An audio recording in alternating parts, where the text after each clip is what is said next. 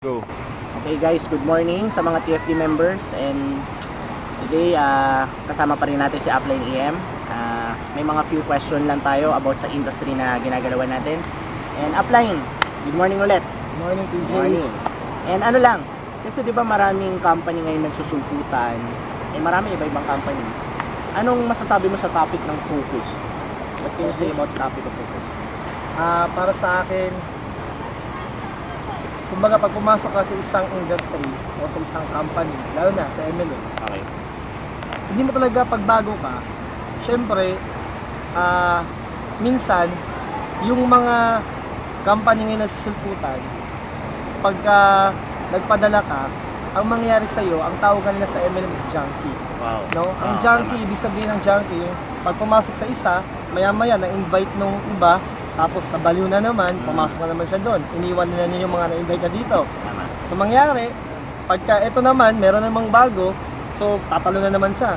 Ang tawag sa junkie, yung mga starter lang, hindi siya finisher.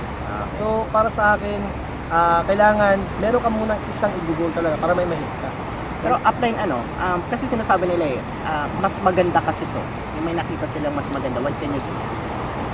Actually, marami na rin akong kilalang gano'n na sinasabi mas maganda to.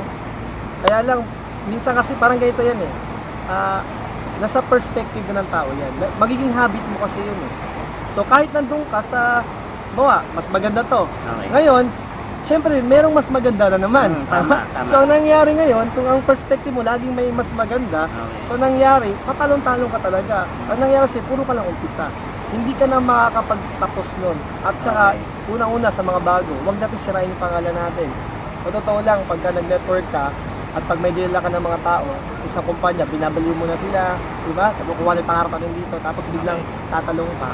Ang mangyari ngayon, isa na yung pangalan natin, susunod, hindi na sasama sa'yo. Mawawala siya ng tiwala. Pinaka-importante sa negosyo is trust. Wow. Okay. Paano yung sinasabi nila na hindi kasi Upline ito bago to. Mas bago to. Sila yung nauna dito. Talaga. Actually, ganun talaga lagi. Ako, nabiktima ako doon. Okay. O kasi, di man tayo, kasi bago din ako. Nabiktima na ako doon. Ako, sasabihin ko to based on my own experience. No?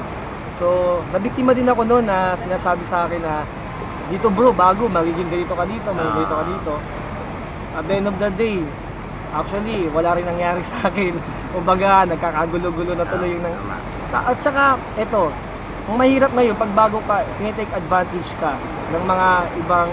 Siya, mag-ingat ka sa companies na lumalabas ngayon. Mga companies, madami, no? Especially bago, no? Oo, pag bago ka, i-check mo muna kung sino yung may-ari, i-check mo muna yung legality sila, yung stability, kasi nga, isa na pangalan mo. Sa MLM, pag once na nasira ka, mahirap ka na makaahon. So, alagaan natin pangalan natin. Saka hindi ka talaga makapag-build pagka puro ka simula. Wow. Okay, so anyway, tapos na tayo sa topic ng focus. Napakagaling ng sinabi ni Upline. Marami tayong natutunan doon and i-apply natin yun. Salamat.